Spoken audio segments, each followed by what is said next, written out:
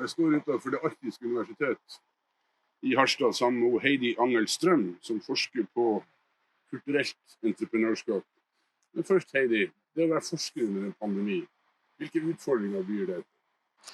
Først og fremst må jeg bare si at jeg er utrolig privilegert.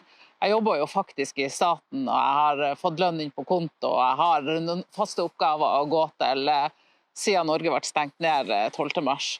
I motsetning til det jeg forsker på, så er jeg en veldig privilegert person.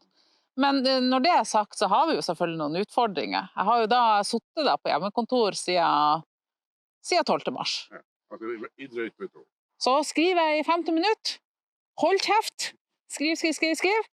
Og så kan jeg være sosial og hente meg kaffe og kose med de 10 minuttene. Men så er du jo som forsker avhengig av å holde et nettverk, og du forsker jo på mennesker, du forsker på kultur.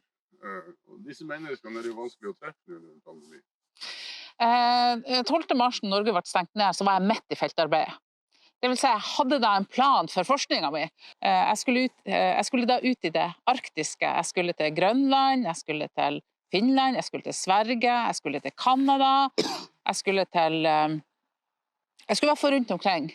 Og jeg var kommet halvveis, jeg har fått intervjuet de norske kulturentreprenørene, de som var i Nord-Norge da.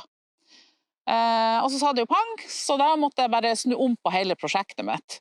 Men nå har jeg jo fått en utrolig interessant vinkling, og nå ser jeg jo på hvordan kulturentreprenører håndterer det å leve i en endring, sånn som det skjer nå.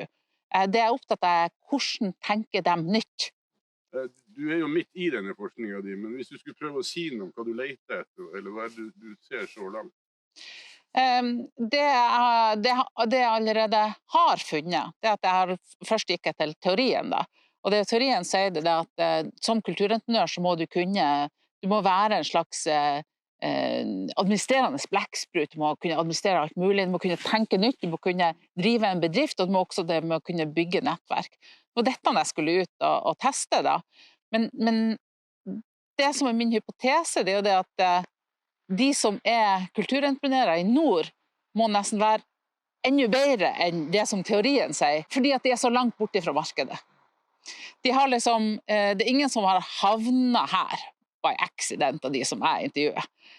Veldig mange, eller flere av dem har vært en sveiping sørpå, gjerne har vært og tatt en utdanning i London eller i Europa, og så kommer de tilbake hit.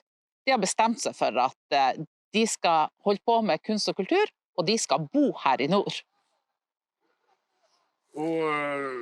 Men de henvender seg, så sier du til et marked lenger sør. Betyr det at i forskningen ser at det finnes ikke noe eget arktisk marked? Jo, heldigvis gjør det det. Og det er jo, det får jo vi oppleve, vi som bor her.